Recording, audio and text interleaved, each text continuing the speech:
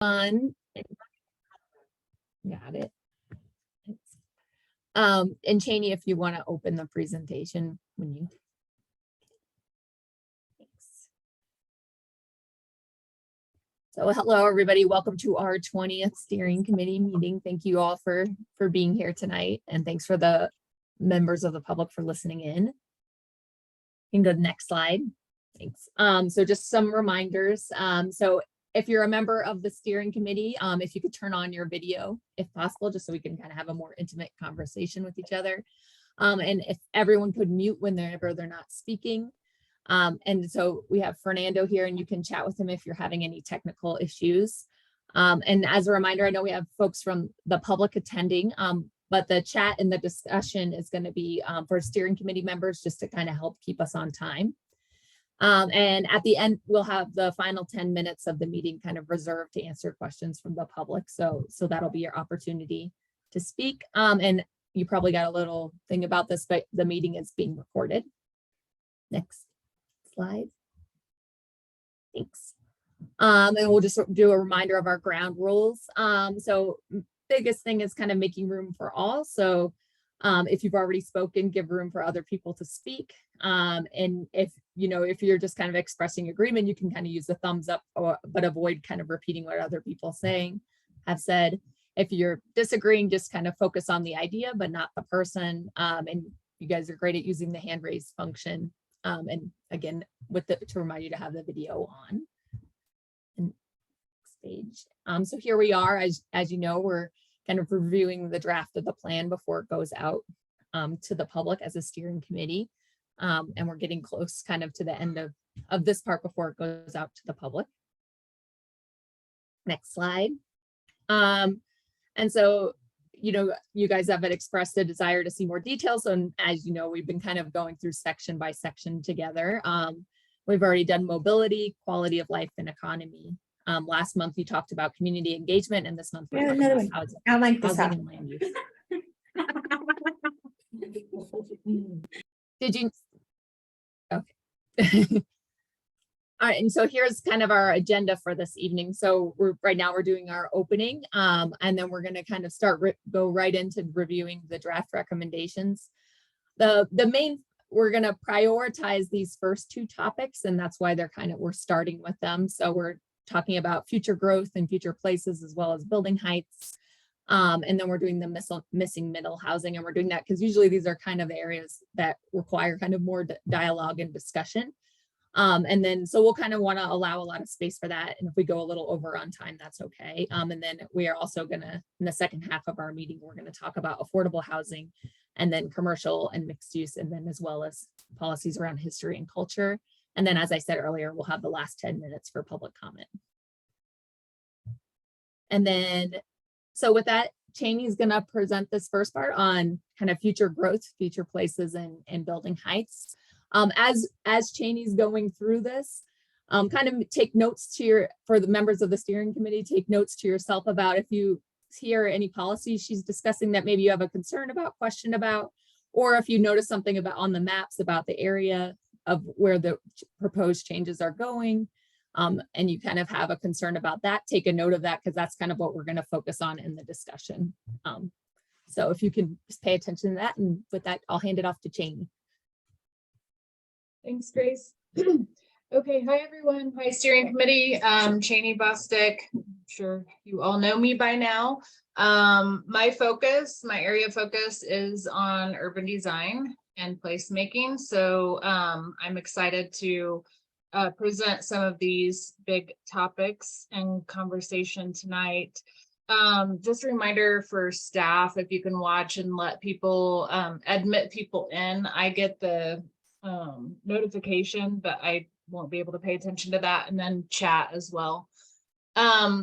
So just to quickly kind of give a big picture, when we say future growth, places, and height, this is really the big picture about Near Northwest as a whole, and how and where new growth should be accommodated for the next 20 to 30 years in these neighborhoods. Why is this important?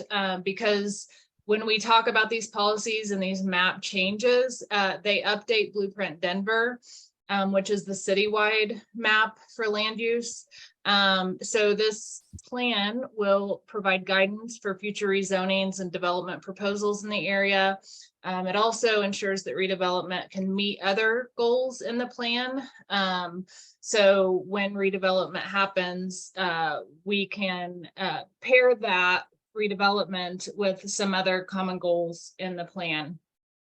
In terms of accounting for new growth in the near Northwest area, just a reminder that we are anticipating, at least our research tells us that we can anticipate about 5,000 to 6,000 households and about 6,000 to 8,000 jobs in the area in the next 20 to 30 years. So what does that look like? 5,000 to 6,000 households. So just to give you some examples of the area, looking at kind of a lower density, but still, you know, these are still, you know, mixed use or higher density developments. We will also talk about missing middle, but these are the areas that where most of the growth will be focused. So these are larger developments. But just to give you some local examples, for example, the Centric Low-High has about 300 units. It would take about 18 of those to get to 5,000 to 6,000 units. Zia Sunnyside is another example. It's about 6 to 8 stories, 435 units. It would take about 12 and a half of those. And then the higher you go up in the higher density, for example, the under construction currently, the 26th and Alcott project in Jefferson Park is 642 units. And it would take about 8.5 of those. Each of these are about a city block. So you can kind of, just to visualize the scale of what we're talking about, that's how many of these it would take to add 5,000 to 6,000 households in the area. Jobs is a little different. It's a little more difficult to kind of project and estimate, but you know, in terms of what that looks like, it's estimated about 375 square foot per job or 700 square feet per job for industrial. That equates to about 2 to 3 million square feet of space. So it's a lot. However, as we all know, there's minimal commercial being built in today's market.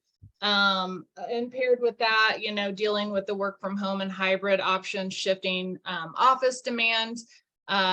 We also have growing demand for industrial space in general. So we're trying to balance the real, you know, what's realistic in terms of what new development could actually provide in terms of meeting these future jobs, and what it might look like more realistically is kind of saving the existing jobs and the infrastructure for jobs, buildings that we have today, and accommodating new jobs in them, while also we have some policies around, you know, requiring commercial in new development in certain locations, which we'll be talking about.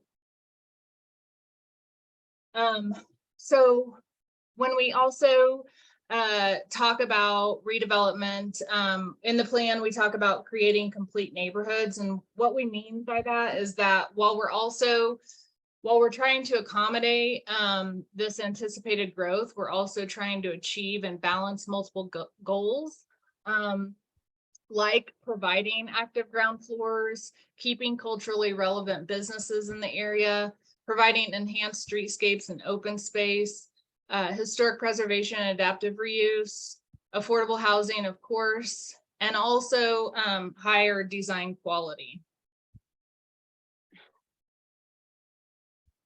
So the first map here is kind of what Blueprint calls future growth. And so the map on the left is what Blueprint says about the area.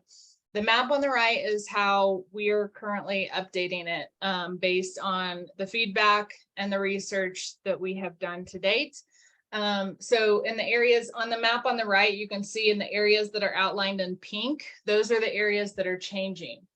In general, the growth picture for near Northwest is taking on more of a nodal approach to growth, and dispersing the areas that can accommodate growth amongst the neighborhoods rather than concentrating them in large areas.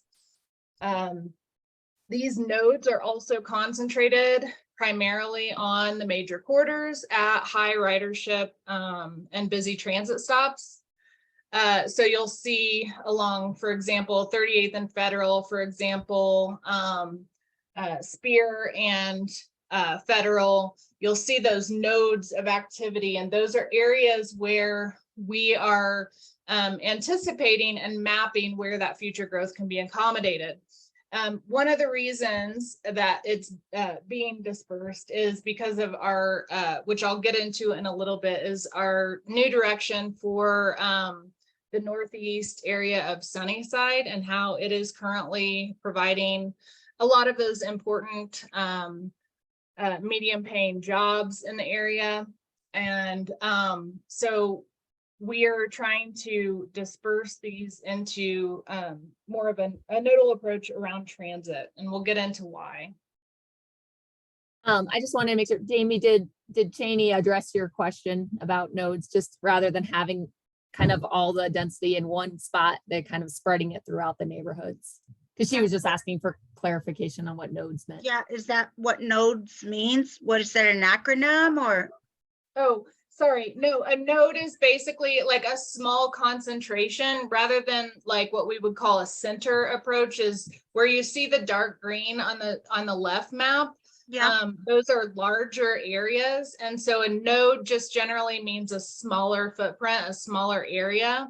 So the differences in the map is you can see smaller areas of green compared to the other map. So and the pink is where you're looking at the possible development opportunities. Yes, those are areas that have been identified as what we call centers and corridors, which is what Blueprint identifies as the primary growth areas in the city. Perfect. So yes, that does translate. Okay, thank you. So matched with that is a height map. So each of the neighborhood plans translate all of this into what does that mean in terms of how tall or how high buildings, new buildings could go. So the map on the left is the recommended heights, and everything outlined in black are areas that are different than what current zoning says. Most of them are just changing from a light gray to a dark gray. So going from 2.5 stories to 3 stories. So it's a very slight bump in height. But there are areas, especially in those map areas that you saw on the previous slide, those areas where we are trying to accommodate more growth. Those are those areas in light blue along the corridors. So those would be up to 5 stories. So in general, the light gray is up to 2.5 stories, darker gray is up to 3 stories, light blue is up to 5 stories, dark blue is 8 stories, and then purple gets up to 12 stories. And so the map on the right is taking into account the expanding housing affordability policy, which allows additional increases in height if affordability goals are met. And so that's an existing citywide policy that we're just mapping on top of the recommended heights. So let's see, what else do I need to say here? We also need to be realistic about growth expectations along corridors. We know that, these areas do have narrower lots. They in some areas have historic character. A lot of times they're, well, actually, not a lot of times when they're adjacent to single unit and 2 unit districts, they are considered a protected district, and that has different height impacts. So this map cannot take into account everything. like those protected districts and things, but they're just to say that we are being realistic with these corridor expectations and trying to put height where it can be accommodated. Janie, there's a clarifying question. What does the solid black mean for height on the maps? And I don't know if it's just the lines. It's probably just the lines coming through. If you're looking at Jefferson Park, it's mapping all of the little tiny parcels. So it might look black, but it's actually dark gray. And Leslie, did we answer your question about hot pink? I think we did, but I just want to make sure. I think so. Okay, so this slide kind of says, about what we heard from the community and why we're going this direction. In this case, this is what we heard. We kind of asked in a couple of the previous surveys about redevelopment along major transit corridors, and there was a lot of positive feedback in that case, and in general, the community welcomes change and growth along major corridors and really sees that as an opportunity to improve them. So especially when we say major corridors, also we're talking about Federal Boulevard, 38th Avenue, and Spear Boulevard. Another reason for the direction that we're presenting tonight is that a major change from Blueprint Denver is the Sunnyside industrial area. We're proposing in this draft to change that area, specifically the area in purple in this map, back to a special district rather than a center. So rather than focusing on pushing or allowing the majority of the growth to occur in that area, we're taking a step back after talking with property owners in the community and realizing that there are about 1,000 jobs in that area that are important to the community, and with the current market not providing as much commercial as people would like and therefore jobs, we think it's important to stabilize that area for those jobs. So that is a major difference and another reason why the maps have changed. This area, however, does support future increased residential capacity south of the industrial area. And we also heard from the community that people were more aligned with allowing growth closer to the 41st and Fox station because that's where the light rail is. That's also where a lot of those newer residential developments are occurring already. So this map tries to match kind of what's occurring on the ground, and also thinking about accommodating the ability for this area to accommodate residential growth while also protecting the industrial jobs. So next is future places. This is essentially a land use map where yellow kind of means primarily residential areas. Darker shades of yellow mean higher densities. The pinks and reds mean mixed use, so it could be residential and commercial. And again, those darker shades mean higher intensities. The purple areas are industrial and innovation flex. In other words, those are primary jobs.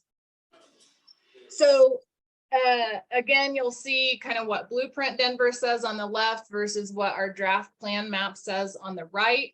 Everything outlined in black, again, is where we're making shifts and adjustments. And I know, so just to kind of give you an overview, it does increase mixed use places and residential density along major corridors, updating the Northeast Sunnyside based on that feedback that we heard and the analysis. It matches, in some cases, we're changing the map to match what already exists, like the redeveloped areas of LoHi.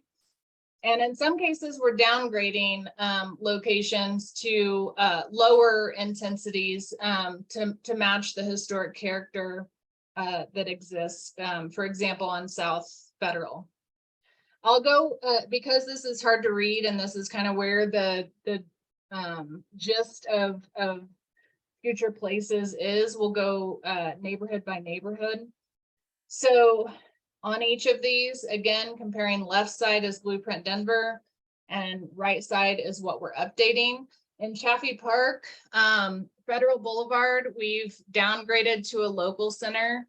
This is due to the limited lot size and potentially historic areas that have been identified on North Federal, as well as a lot of these lots have already redeveloped into lower density uses. I-70 and Pecos, this is also a focus area for the plan, is an expanded local center. So we're taking kind of this peach color, trying to create or allow and encourage redevelopment of that area into a walkable mixed-use destination for the neighborhood, including a focus on a grocery store. And then 49th and Zuni is just an idea to allow a neighborhood node to evolve. Again, a node meaning a really small, this would be, and it may even either residential structures today, but perhaps in the future they could convert into commercial uses.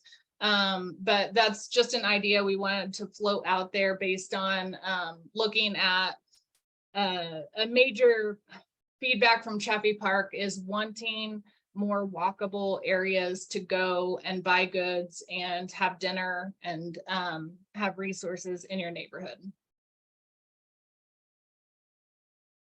Sunnyside, so on the right, mainly we'll focus kind of going along Federal Boulevard. We've downgraded some areas like this very northern section, most closest to I-70.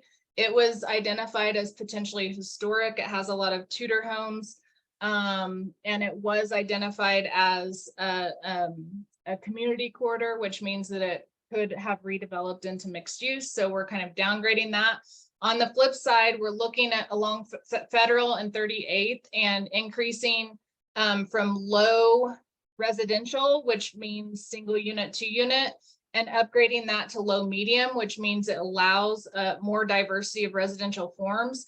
And that is because when we mapped what exists today, there are already a lot of small apartment buildings, duplex, triplex, facing those corridors in these areas. And a lot of, not a lot, there are some redevelopments that have been proposed that are more townhome forms that otherwise could not be built. 38th Avenue, kind of changing some of these areas to local corridor to allow for expanding commercial uses. A lot of these areas, particularly on the western side of 38th, on the north side, they have a lot of residential structures. And so we want to encourage retaining that character, but allowing the use to change. Whereas today it could only be a single unit house. And then finally, the industrial area, which we'll talk about, we've already talked about a lot, but basically we're trying to balance job retention as well as new growth opportunity. We've shifted the mixed use nodes in that area. So where the areas where you think about as a mixed use destination for the neighborhoods are focused at 46th and Pecos, and then closer to the station at 41st and Jason. And that's to be nearest transit and where redevelopment is already occurring. Hey, Cheney, I want to maybe stop you for a minute. I think we had some questions just for like clarification too. Just kind of, let me go back through a couple of them. So yeah, Councilwoman Sandoval was like wanting clarification on what high medium means and maybe some of the other kind of, in terms of how many stories does that mean? Or maybe the different like low medium designations.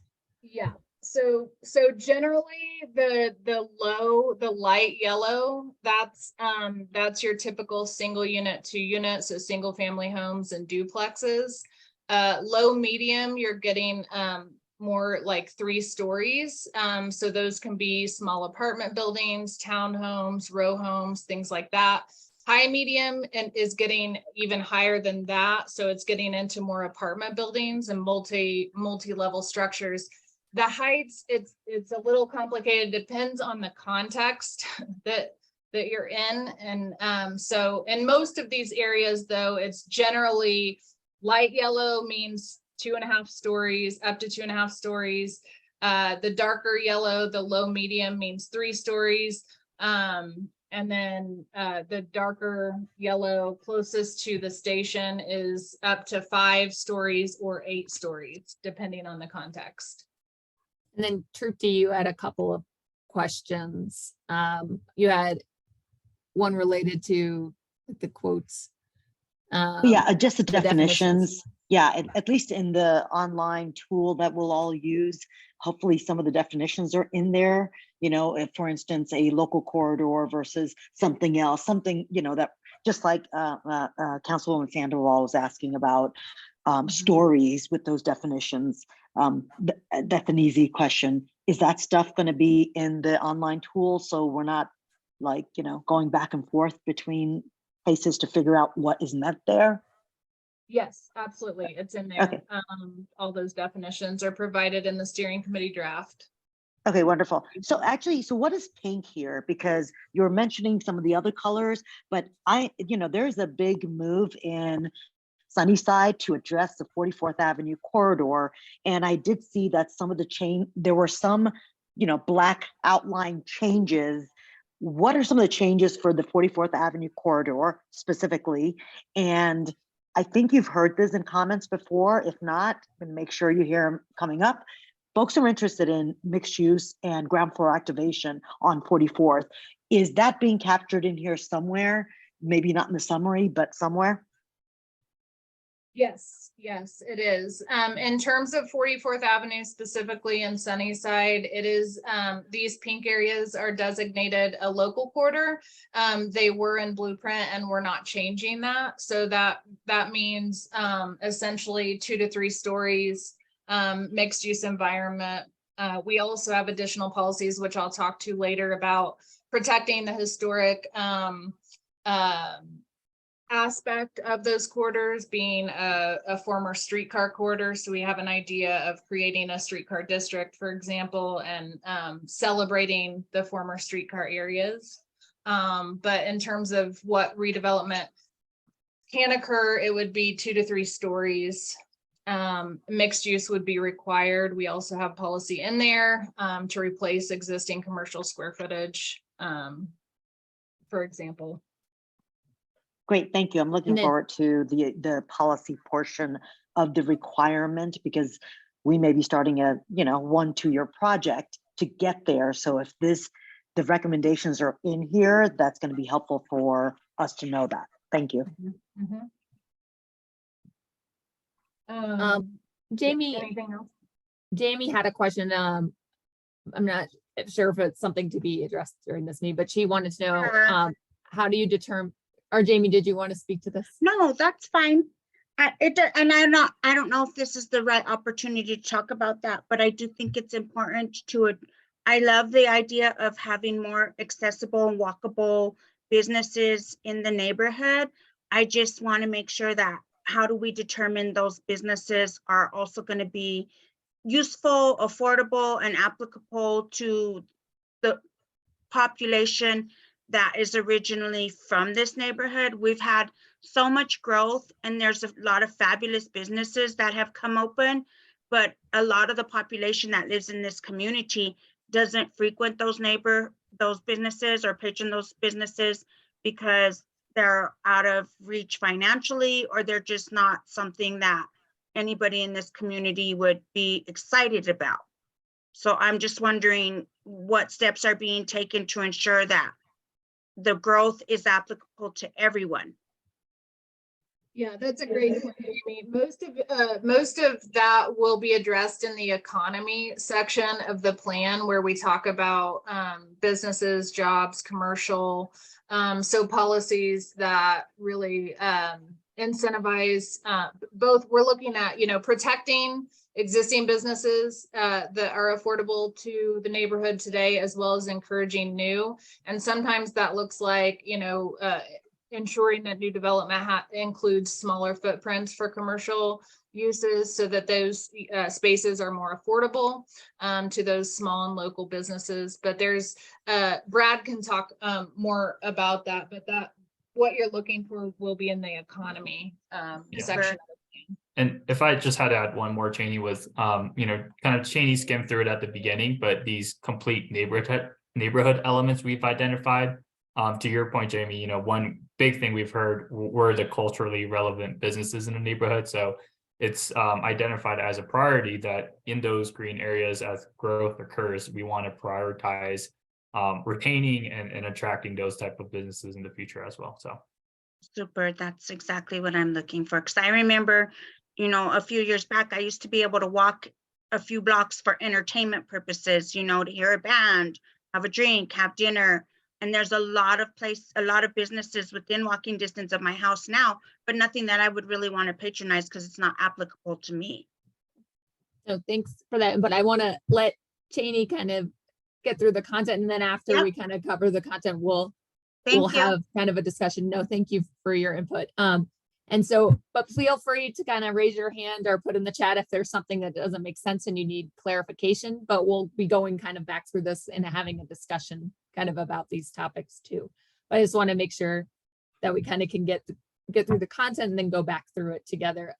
Leslie, yeah, I see your hand up. Was it a clarifying question or if it was kind of more about the discussion? Okay. It was a clarifying question on the map that's up right now. So it looks like on the left, the blueprint Denver shows most of the Federal Boulevard bid in hot pink and maroon. And then in the new iteration, it's hot pink and black. And I just want to clarify easily what the difference is between the maroon and the black. Okay, so it depends on, I'm looking at a big screen and so if it looks black, it's not. It's what we're trying to do in this map is outline, and it's a GIS. It's the way that GIS spits out the map. But Leslie, so 25th has basically been downgraded a bit from a community corridor to a local corridor, based on the redevelopment that has occurred and the realization that this area has a lot of historic context. And so and this has been a lot based on your individual feedback about the bid, but so Federal Boulevard and the areas that are outlined along Federal Boulevard, those have been downgraded based on that more of the historic architecture that exists there, and keeping, again, back to kind of keeping those places as they are and not encouraging them to redevelop by placing a higher map choice. So the area along 25th is actually a lighter pink. So it's not black. And Tim, I see your hands up. Did you have a clarifying question? And I think you're on mute. Sorry. Just to help out with this discussion, I've taken the document that you've given us and I've enlarged it on another screen. And what I'm seeing over in Jefferson Park is those are a bunch of buildings that are new ones that are subdivided into individual units. There's a black line around every individual unit, and that's what's making it look black when it's at small scale on the screen. So if you blow it up big, Leslie, it'll make more sense. Thanks, Yeah, Tim. and that's just our computer program, the way that it spit out the map. We can make that adjustment since it's making it harder to read, to take out those black lines in the future. So, okay, to summarize and move through this, and then we'll get to the discussion. This is the last slide. Is so what has changed from what Blueprint Denver says in Highland is basically everything we talked about along 38th Avenue, really trying to put more pinks in that area, knowing that people want that to be more of a commercial corridor and destination.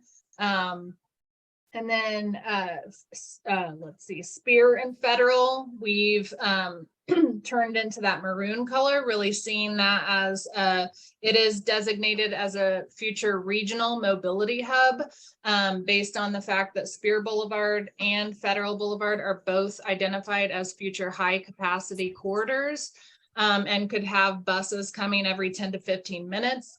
So again, this is thinking, future when the transportation infrastructure is in place, that really could be a hub for more of a mixed use. It could also help serve the North High School, sorry. The other changes in Highland are really just mapping what exists today. Blueprint had kind of identified the area around 32nd and Tejon and along Central Street as primarily residential. We really saw those places. I mean, what's on the ground is more of a mixed use. So we've turned those into a local center and a community corridor. In Jefferson Park, we talked about those changes based on Leslie's question, really taking down a notch the area of federal bid based on the context on the ground. And then the area of Diamond Hill, this is really just mapping what existing zoning allows. So this is old Denver zoning, allows up to 12 stories. So we turned that into a regional center just to match what's allowed today. Okay, so finally, and again, we'll get into more of the details. I know a lot of you want to jump into the details, and that's okay. You can ask those questions. We may get to it later. We can kind of start to have that discussion, but based on everything presented, kind of these big moves in terms of directing growth in more of a nodal approach and kind of around transit, protecting industrial jobs. And so how do you feel about the policies and the map locations? And we've kind of asked this in two separate questions, for you to think about the policies and then the locations. And so, do you have any concerns with the policies proposed? If so, what? And do you have any concerns with the locations of the proposed changes? And if so, what? And so we can, Grace, I'll let you lead us and follow the chat. Yeah, and as a reminder to folks that, I know we're excited to see so many members of the public attending, but the chat, just to kind of help us keep on more on time and kind of make sure we get to all the steering committee members, we're going to focus our conversation with the steering committee. So I'll maybe go back the slide. So maybe we could first start with the idea of the nodal approach. So maybe we could go to slide 11. So we could see it a little better. Okay, so maybe first we would like your thoughts and kind of feelings about the idea of kind of taking this nodal approach instead of having kind of these larger areas, having kind of smaller ones throughout the community. Does anyone have concerns about taking this approach or feel like they disagree with this approach? Anyone from the steering committee? And you can put your hand up or you can put something in the chat.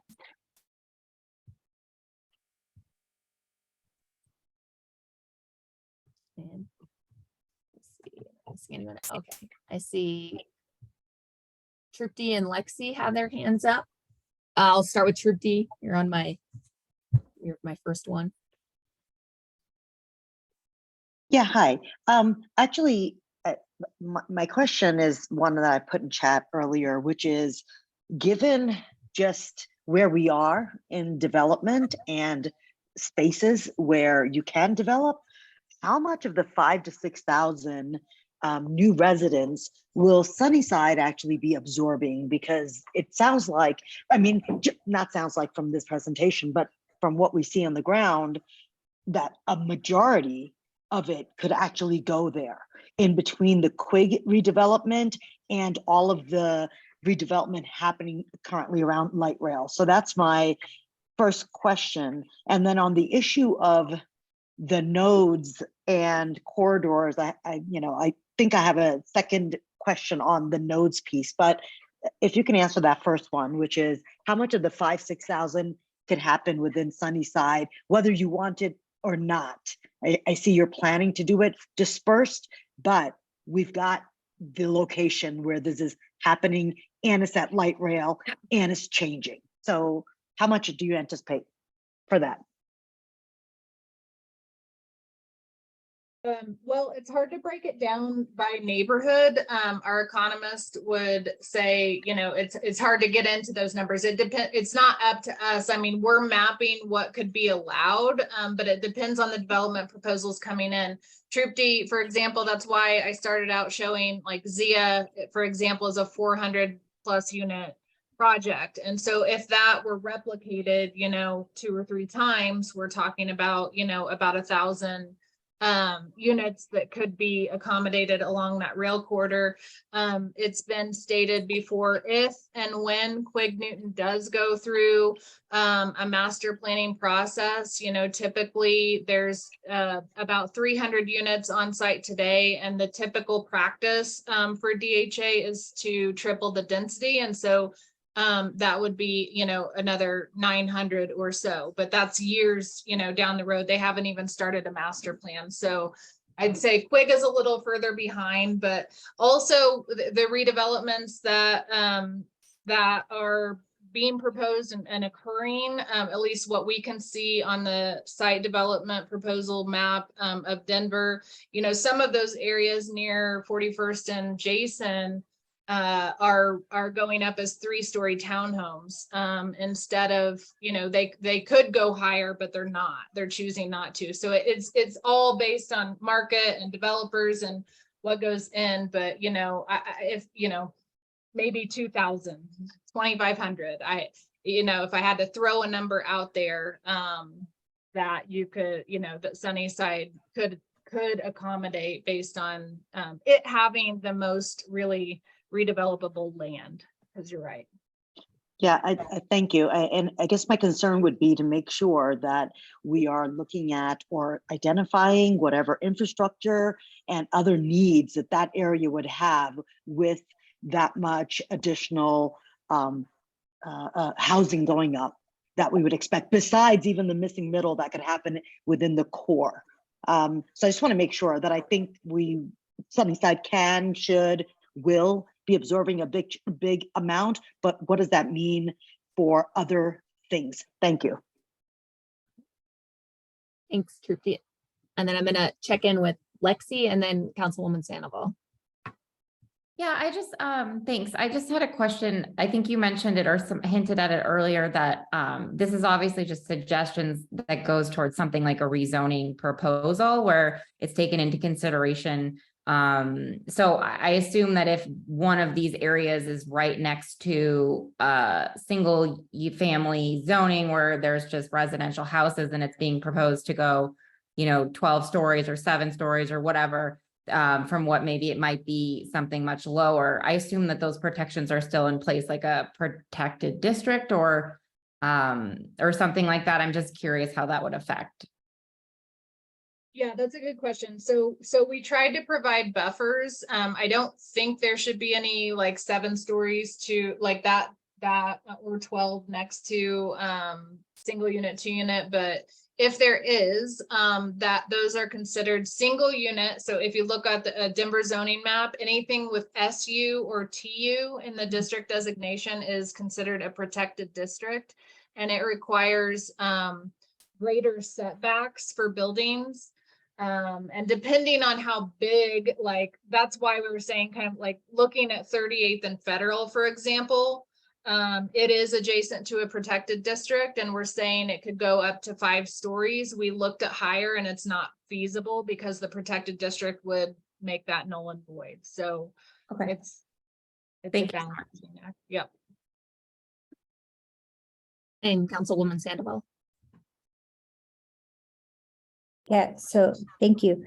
I guess my question is I'm not familiar with on the legend, if we're all looking at the legend, I don't know what it means for a regional center, for us to go to a regional center. So Jefferson Park, down by I-25 that has all regional centers.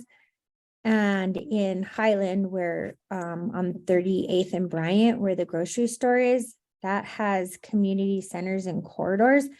So I guess I'm not familiar enough with Blueprint Denver to understand what these means. And I may not be the only person on this call who doesn't understand what those means, because prior to Blueprint Denver, we had areas of stability and areas of change. And so now we have all these corridors and context setting. And so I guess before I can opine on what these mean, I feel like I need a refresher on Blueprint Denver, like a 101 or a piece of paper like says, hey, what do these corridors mean? And what do these, because this map, what I see is Highland has had experienced a lot of gentrification. Jefferson Park has experienced a lot of displacement and gentrification. Our policies for protecting gentrification and displacement are only 10 units or more, and this is everything under. So I guess I'm just a little bit confused. I can't even remember what low, medium residential is. Maybe I'm the only one, but I get rezonings all the time, and I have rezoned lots of properties. I have to just go on the record and say this is a bit confusing for me, because I should have gotten a little primer on low residential, low medium residential, and what all these community centers mean. What do I understand, like value manufacturing? But maybe I'm the only one, but maybe I'm speaking up for a lot of people on this call. I have a tendency to have a pretty good idea and pulse on people. I just have to say I'm super confused. So I don't feel like I have enough information to provide an opinion on these things, because I see a lot of improvements. I see a lot of good recommendations, and I also am scared and see some unintended consequences. So that's just me trying to speak up for other people who may feel how I do.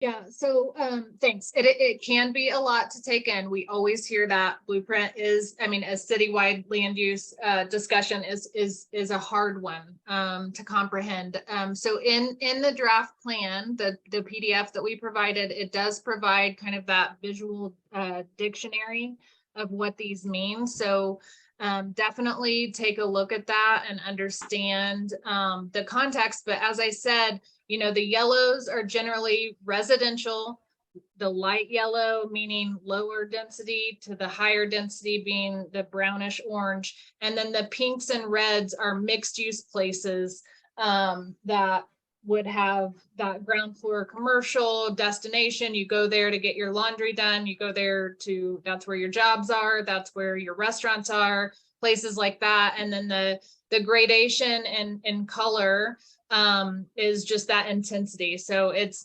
depending on what, you know, zoning and context you're in. But for example, the example you gave, the regional center in Jefferson Park was changed to a regional center because the current zoning is such that the lighter color didn't really make sense because it already allows up to 12 stories. So we're kind of just matching.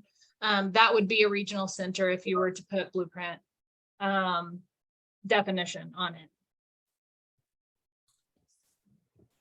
No, thank you, Cheney.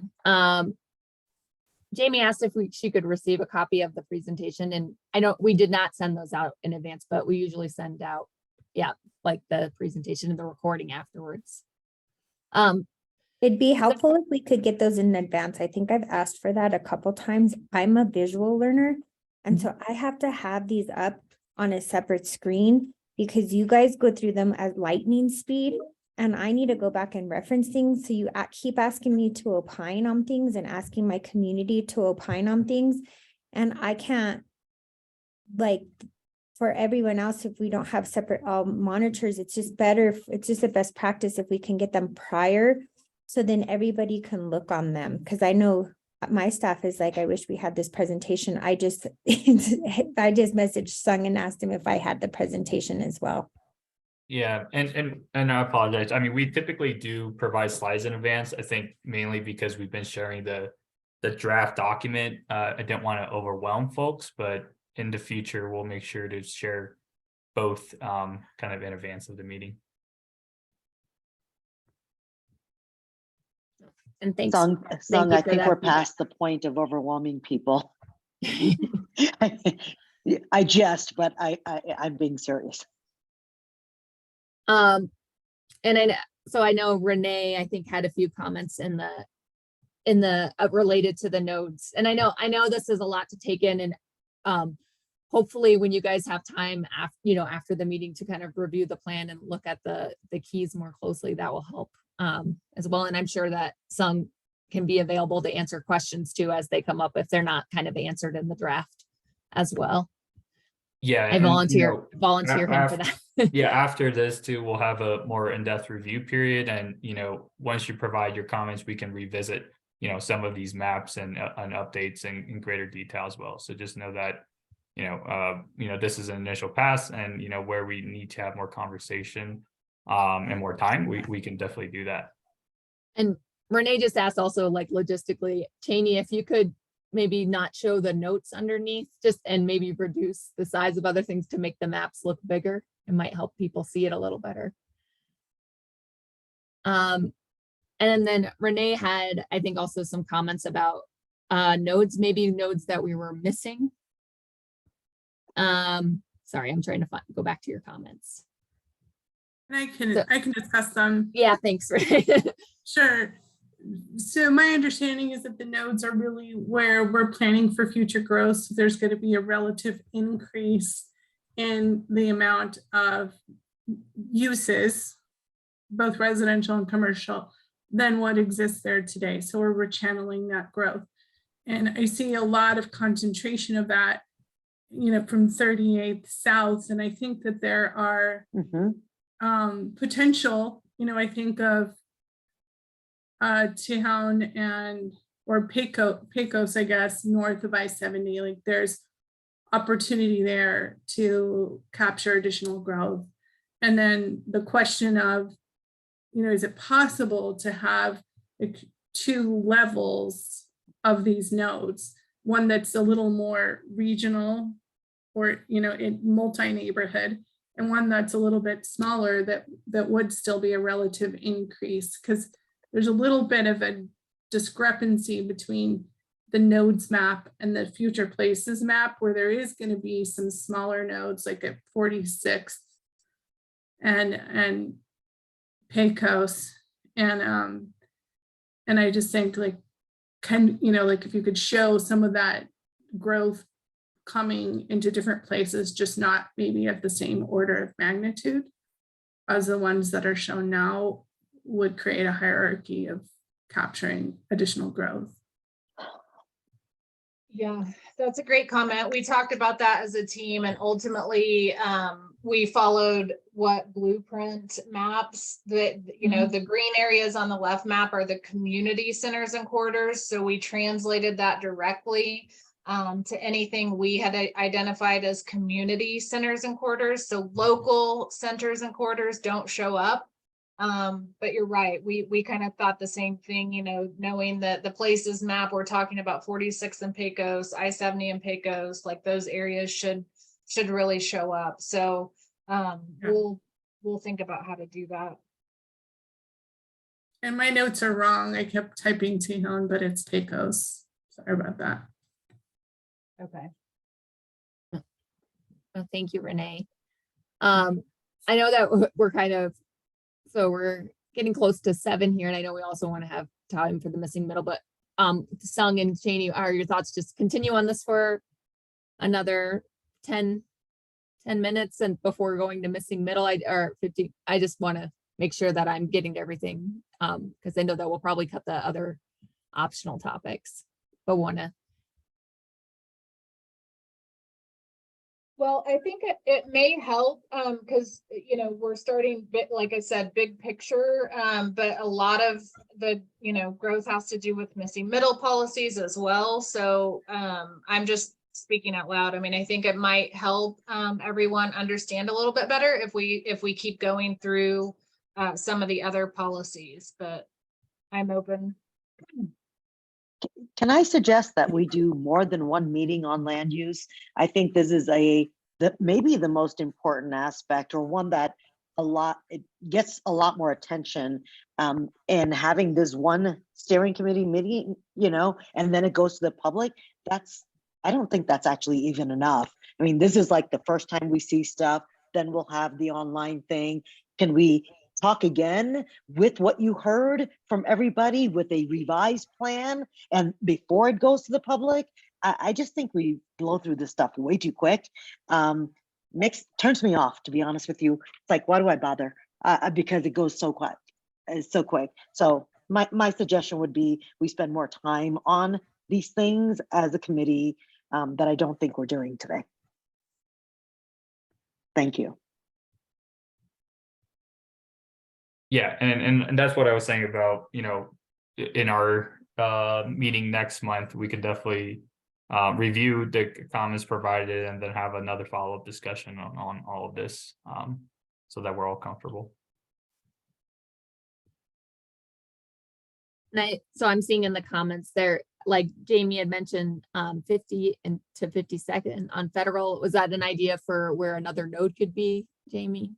Is that what you were, or was that in relation to something else earlier? Sorry. Yes, there's a lot of space there that I see actually from like I-70 to I-76 on Federal and Pecos. If I'm understanding what a node is, because I still feel like I'm not really clear on that, so I apologize for that. And to define a node, would that just be like an area where we're kind of trying to put where more growth would be? Absolutely. Is that more? There's a lot of undeveloped there, like that Regis Center. Between 50th and 52nd on Federal. That's a shopette that I know some businesses are thriving there, maybe one or two, but there's a ton of potential for development there, specifically for a grocery store, because we are kind of in a food desert over here. But if you go down Federal all the way to 76, there's a lot of trailer parks. I mean, it's just, there's so much opportunity between between I-70 and 76 on Federal and Pecos. Yeah, and Jamie, let me connect you to a project that's actually happening in that surface parking lot area on the Regis campus. There is an active project and they're going through a public process right now, but I'm happy to also just share that link and project contacts with you. Okay, thank you. Would it be helpful to now look at the building heights map and have any feedback on that before moving to missing middle? Because I think that was somewhere we wanted to. Tim has his hand up.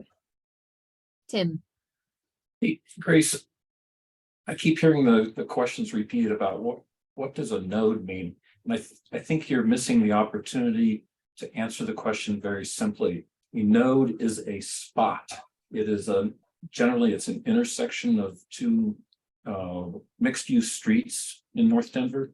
And you compare a node to a corridor, which is a linear strip of commercial. And so, our neighborhoods are generally built around nodes of commercial activity, Zuni and 32nd, Clay and 32nd, so forth. So maybe that helps.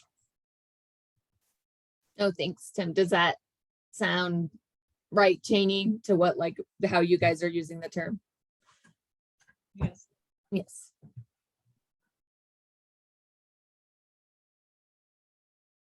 Cheney, you had mentioned policy that was in the economy section. That's still past the missing middle part of the presentation?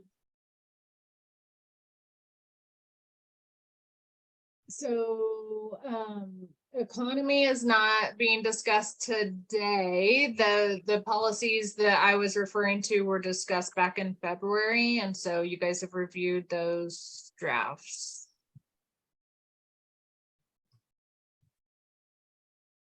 So, I mean, it's Brad would have presented on that. 7:01. I think we had a break in there, so I mean, we can have a 5-minute break, Grace, and then maybe come back and resume Does that work for everybody? Grace, what do you think? Yeah. Yeah, Yeah, I think that would be good. okay, well, let's resume a little past 7:05 since it's 7:02 right now then.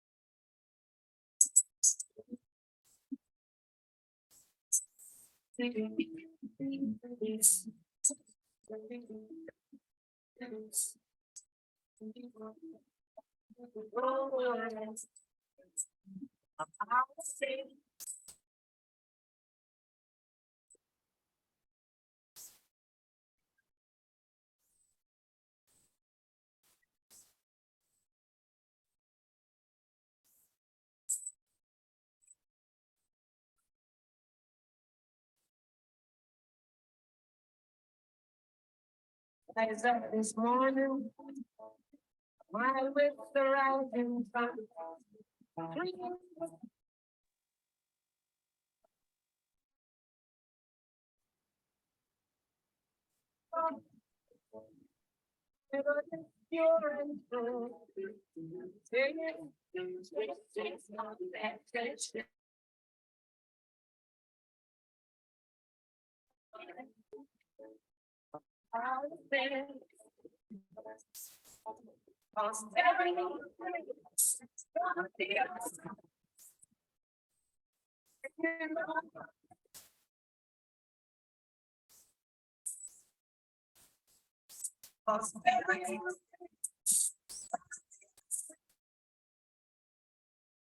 It's up this morning, smile with the rising sun.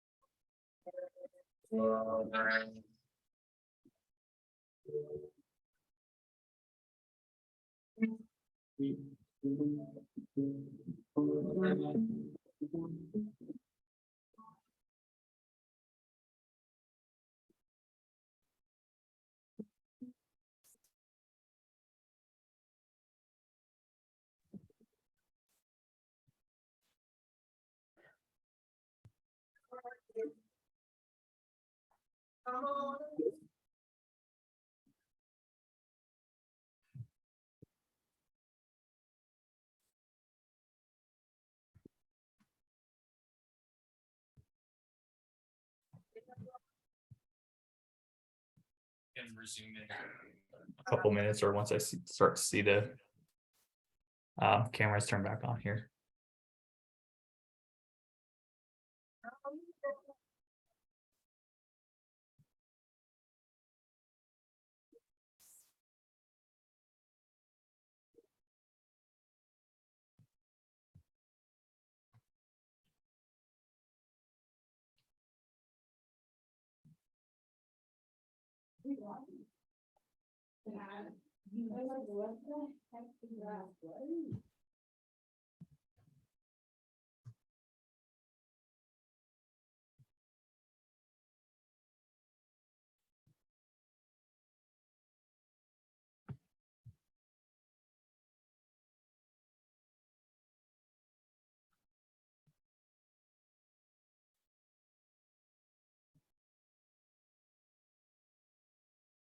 Were you sharing your screen, right?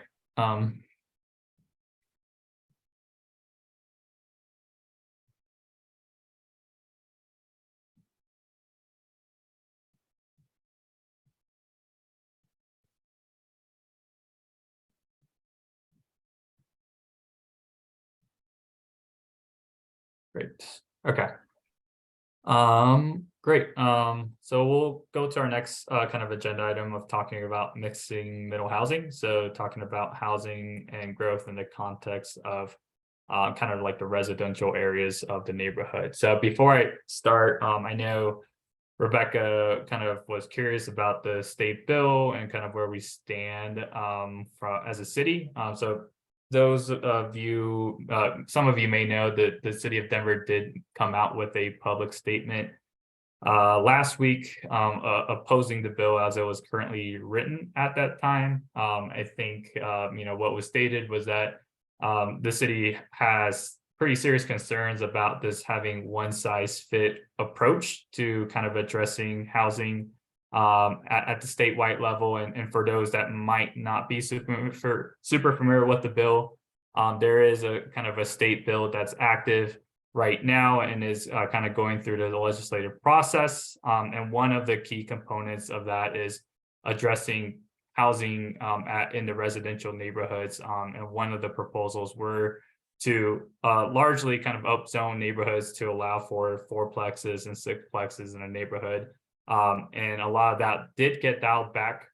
But the city did come out with a public statement just saying, they agree with the general goals and what they're trying to accomplish, but the execution of it itself, the city does not agree with.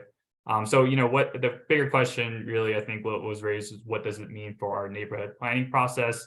I think for us, it's really about identifying the community's vision and priorities for these types of issues and topics. So, we shouldn't limit ourselves because of what's happening at the state level, especially when we don't know what the ultimate outcome will be, if there is an outcome.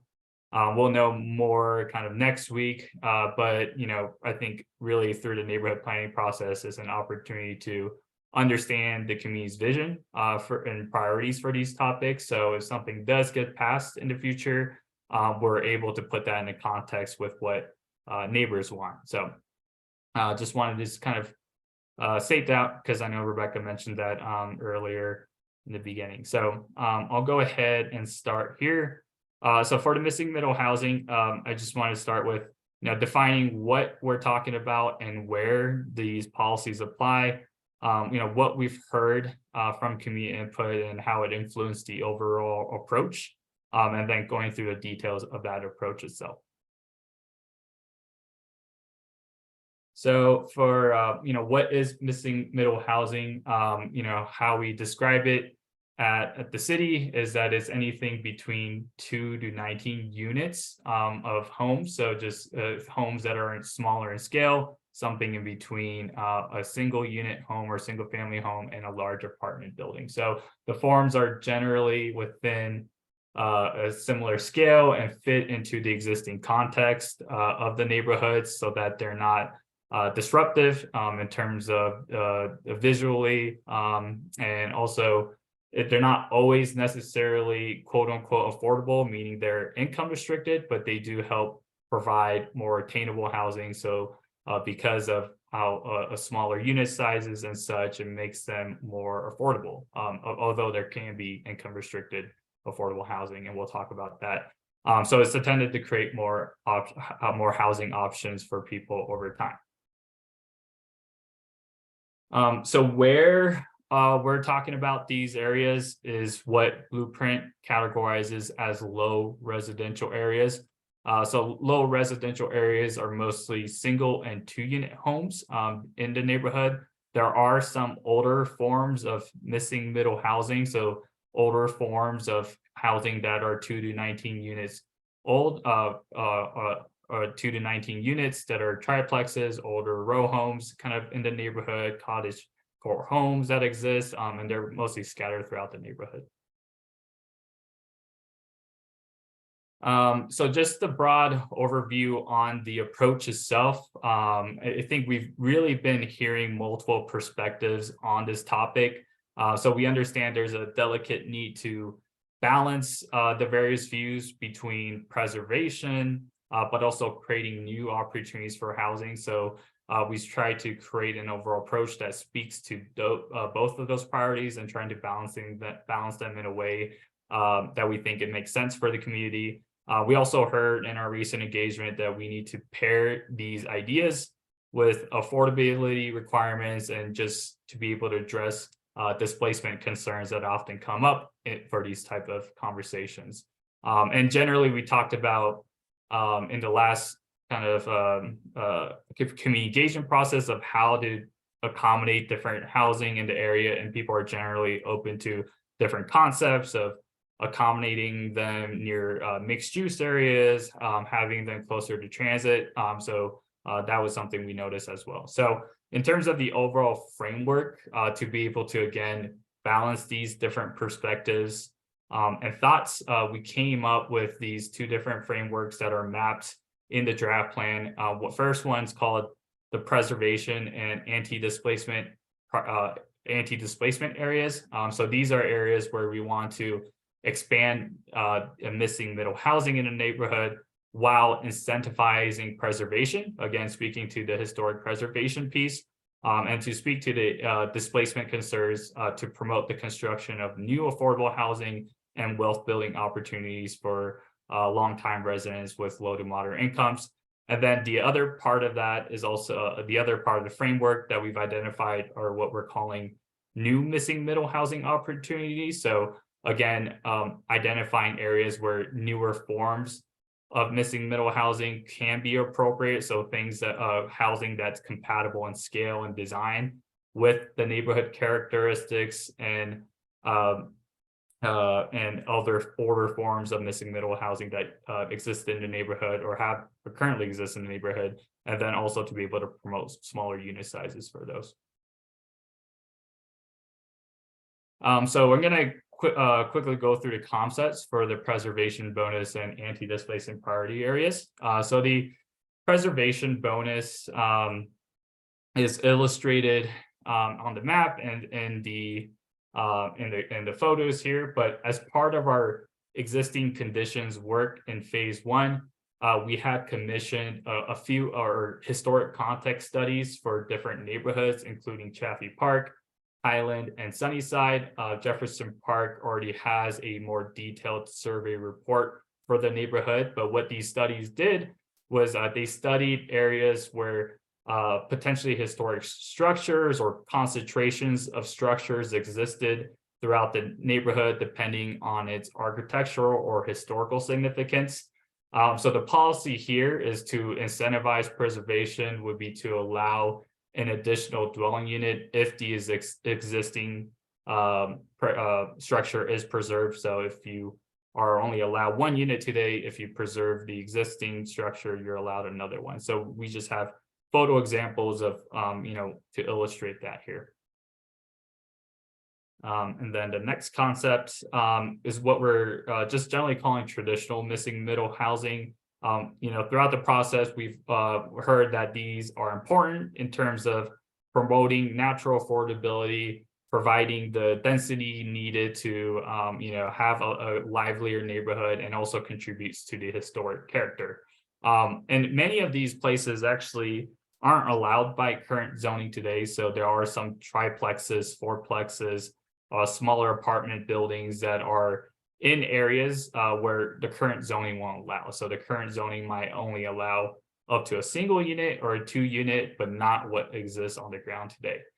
So the policy for this area is that if demolition or redevelopment of these homes happen, we would require them to provide the same number of units or ensure some of them are income restricted and provide affordable housing. And we would also prioritize incentive programs to support the ongoing preservation. And this is something we address more in our economy policies about having rehab support in exchange for affordability.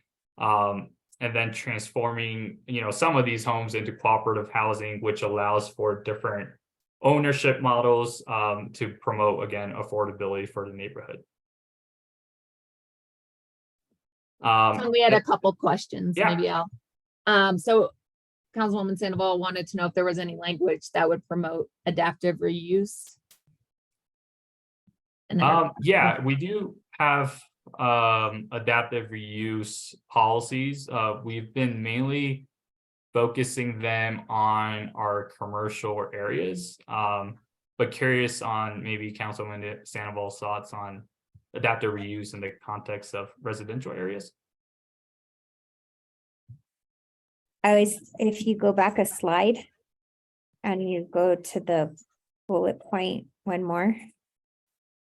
And so you have bullet point 1, balance multiple perspectives, needs to have a delicate balance between preservation and creating new housing options. So preservation / adaptive reuse. So you have embodied energy in a lot of these structures. So not just preservation, but calling out an incentive to adaptively reuse, because preservation can mean one thing, Yeah. and adaptive reuse means another. Okay. Does that make sense? Yep. No, that makes sense. Yeah. Great. Thank you for that. Anything else, Grace? there's a Just question to about why realize that- Sunnyside has the most preservation bonus. Sorry, I think Cheney was trying to speak up too. Oh, I As I what was is- just clarifying that really the definition of adaptive reuse means changing the use. So it would be changing the use from residential to something else. Whereas preservation means, keeping the existing structure and keeping it residential. So I just wanted to clarify with Councilwoman, are you meaning opening up to reusing residential structures for a commercial use, or what you were saying is just reusing structures but keeping them residential? So I think it's both. I think it doesn't have to be a either or. I think it could be an and. I think you can look at some of these tools and keep the primary residential use and build a home. And look at some of the traditional corridors that have residential properties on them, but can't be used as commercial because it's just prohibitive. We've talked about that a lot in Sunnyside. So being able to adaptively reuse them, like these bigger houses could turn into office buildings, right? Or they can be residential. So the East Area Plan has a lot of that language in it, and I just don't see a lot of that here. So I was just wondering if we've looked at some of the recommendations in the East Area Plan or East Central. I can't remember which one it is. It's District 10. Yes, okay, so I just want to make sure we are on the same page. We do have adaptive reuse policies and they are modeled after East Central, so you should be good. Yeah, and then to get to Troop D's question about why does Sunnyside have the most preservation bonus? It's just mainly the way the study was done and the findings that have been reflected. So I know the Highland area has that one portion, but a large of it is because the Potter Highland is already an existing historic district. And beyond the residential areas, we also have other pockets of historically significant areas that are mostly around commercial areas, and those are depicted in other recommendations as well. If you can, at my other question with the missing middle, is the missing middle included in the 5,000 to 6,000 growth needed in near Northwest? Are we looking at missing middle plus new high rises where they didn't exist today as a combination of we need 5,000 to 6,000? And again, I'm really curious about where this goes and where it makes sense. So is 5-6 included, does missing middle include, the 5-6 include the missing middle? And Cheney can speak to this more, and yes, it does. And I just want to Okay. kind of emphasize again, like the 5,000 to 6,000 is a projection of where of the new housing, and of course it could be accommodated in the neighborhoods. I think what we were talking about at the beginning was where we want to channel most of that, and to say, we were just kind of saying, the GRAIL strategy is saying that 70-75% would be accommodated in those kind of green areas, and the rest would try to be dispersed throughout. So yeah, the missing middle housing conversation is definitely a big piece of that. Yeah, but I mean, Sung, these are all projections. We're all playing with funny money here and numbers that could change between now and 30 years, right? But to the extent that we're talking about 5,000 to 6,000 in near Northwest, these 4 neighborhoods, is that inclusive of new growth and missing middle? Like a different way to think about it is, how do we tell all of our communities that we need to absorb a certain amount of growth, and think about how you want that and what that means for other things like commercial or complete neighborhoods or transportation? I'm trying to just get an idea and make sure I understand that 5,000-6,000 includes missing middle. I look at Sunnyside and say, we've got 2.5, right? And then are we looking at absorbing more? Yeah. Through missing middle? So 5,000 to 6,000 the next 20 years, if that's the number we're working with, for all of near Northwest 4 neighborhoods. That's what we need to absorb to kind of stay on track. Is that Yeah. correct? That's correct. Thank you. Yep. And I know there's a bunch more questions in the chat, but maybe we'll let Sung kind of get through the presentation of the different policies, and then we can kind of go back through the chat and respond to people's questions or comments.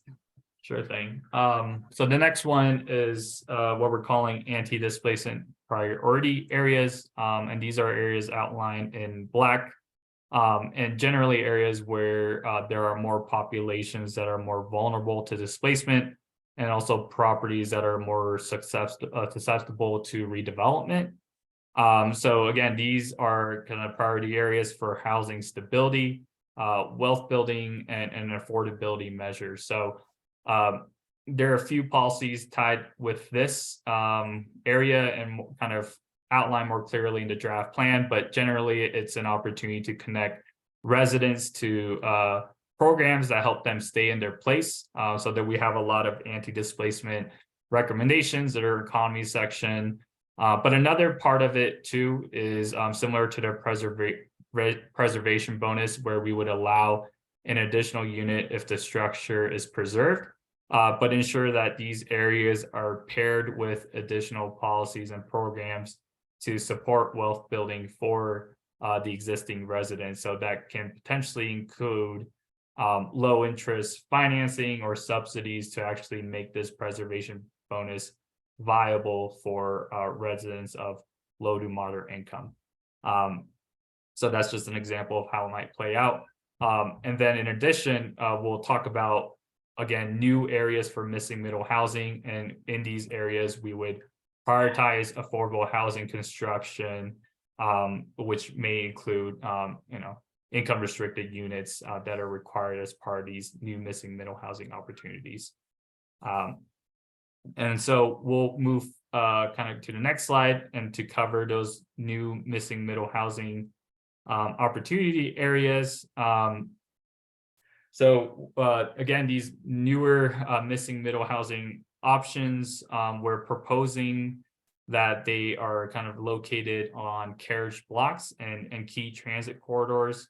The carriage blocks I'll explain in the next slide, but these are unique lot configurations that can accommodate more housing, just because of how long they are and how large they are. But generally, the principles that we would promote for these new missing middle housing areas is to encourage smaller unit sizes, make sure that the design and scale is consistent with existing neighborhood characteristics in respect to height, and scale, and again, to make sure that they're reflective of the older traditional missing middle housing that exists throughout the neighborhood, I think, to what Renee was saying. So these may include triplex, multiplex, and cottage courts. Below is an image actually of a cottage court home in Sunnyside, where it's currently only allowing 2-unit today. And again, with preservation in mind, these areas would exclude local historic districts, and where they overlap with the preservation bonus areas, we want to make sure that we prioritize preservation, the preservation bonus policy there. And the next slide, please. And so these are just kind of zooming into the different areas. So when we talk about these carriage blocks, again, they're kind of more unique to the near northwest area where you see that map there. The carriage blocks are typically long and narrow, have maybe alley access from 2 sides, but they have the ability to accommodate more homes on a lot. We have other images here that shows a duplex potentially on the interior of a carriage lot, and some that accommodate multiple housing forms, including a duplex and maybe even a triplex, and that's what's shown on the bottom there. Next slide. And then the other key areas are the key transit corridors. Again, these are busier streets with bus and transit corridors that provide connections to neighborhood destinations. We've heard a lot from people that are comfortable with seeing additional housing close to services and closest to transit. So these are kind of another key area to accommodate newer forms of missing middle housing.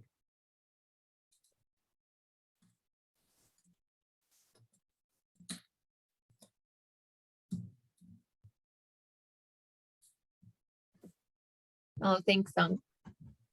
So kind of similar to the other one, section will kind of first ask you about your concerns with the policies and then kind of ask about where we've located them. But I did kind of want to go through the comments, and because there were some questions in there first, maybe before we go into the policies. So I think there was, Renee commented that she liked the traditional missing middle, and we should consider recommending that zoning do allow them again.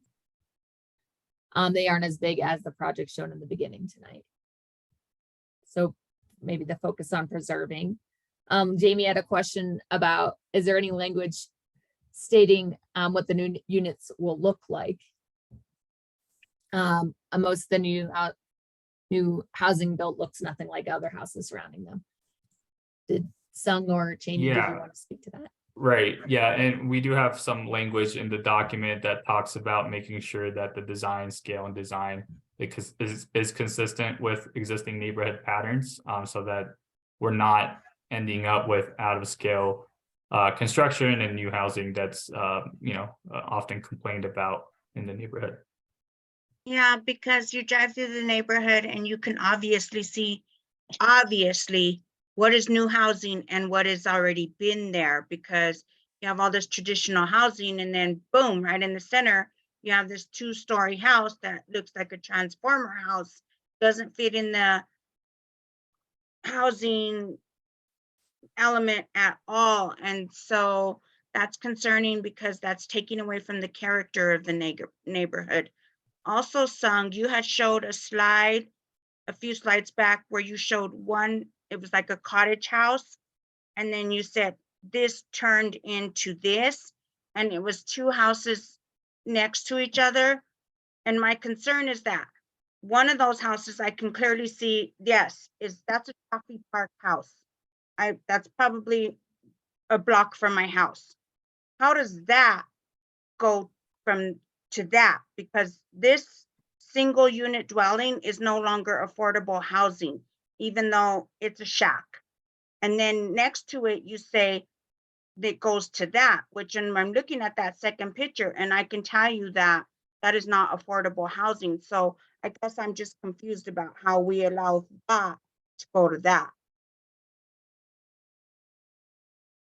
Yeah, and I guess this was just showing how an addition could be made, not that it would always look like this. And to address specifically for Chaffee Park, we were talking about the preservation bonus here as well. So like the idea is that if you own the home here, if you preserve that existing smaller home, you're allowed to build an additional home on your lot, but making sure that the homeowners that have been in the area have access to the financing and the resources needed to be able to actually accomplish that.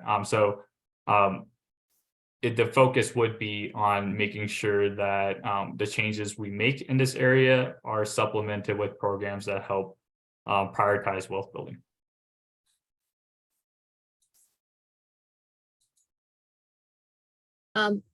There's another question about how breaking up like an old home fits into missing middle. Breaking up a single family house into 2 or more rentals fit into all of this. This is a traditional way to keep historic house is common in neighborhoods. This is from Rebecca. Is it now considered a missing middle? Yeah, and I think that's exactly what we're speaking to for the preservation bonus, Rebecca.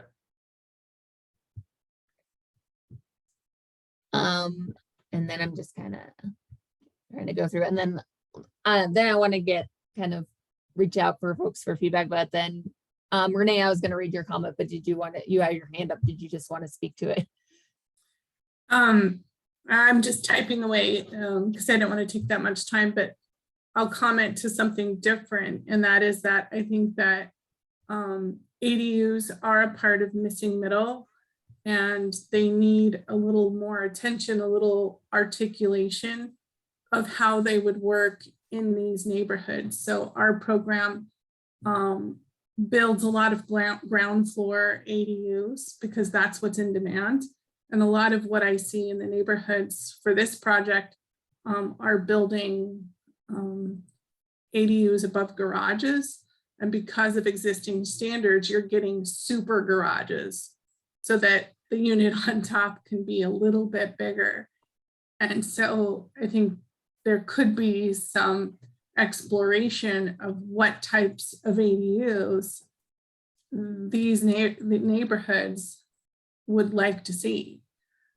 Because if they're ground floor and they're smaller, they're a little more affordable, and homeowners who live here could build those at a price point that's much less than a unit above a garage. And so discussing how you can make ADUs achieve some of the goals that you guys have identified and put in the plan would be important. Maybe not tonight, but at some point. Oh, thank you, Renee. And so I think we'll go back to our kind of overarching question though. Is there, in thinking about kind of the reasoning that Sung presented and the different policies that he presented, did anyone have kind of concerns over or want to add to any concerns or disagree with any of the kind of approaches to either preserving or kind of promoting more missing middle? And as a reminder, this discussion is with the steering committee, and then during the last 10 minutes of the meeting, we'll have time for public comment and public questions. If there isn't anybody else ahead of me, let me know. Otherwise, I'll go. Trupti, you can go ahead.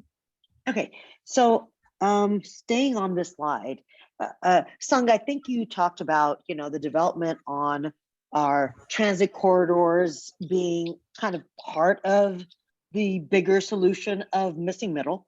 And I'm looking specifically in Sunnyside, and I'm looking at 44th, where we're not changing zoning to allow greater density, yet it is a streetcar and a transit corridor, and one where I think there is some community want to make that commercial. And I think one of the challenges there would be is that we may need to offer a higher density to get the commercial, to make it viable. And I think this question is one where we don't really know the answer about whether it's viable. I mean, if if it was viable to only do 2 stories and make first story commercial and second story residential, and that was viable, the community would be like, win. Except, you know, developers say 3 is not even enough.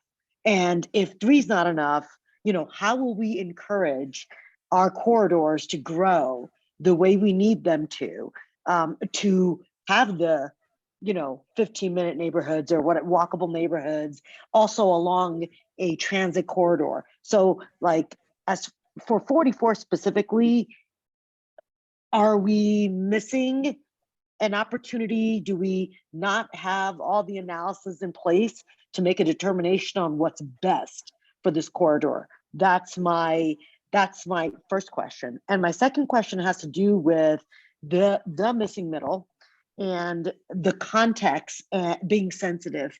What I'd like to understand is, how did the city, what would we do different? How did we get it so wrong the first time that everything that we've seen built is out of context? And I understand the form base versus something else, but what are we doing? What's the exact language in the policy to get the context sensitive and not get unintended consequences, which is what we've seen over the last 10 years, which is why people keep talking about character and context still. 2 questions, slightly different. I'm more interested in the corridor one, but please. Yeah, Thank you.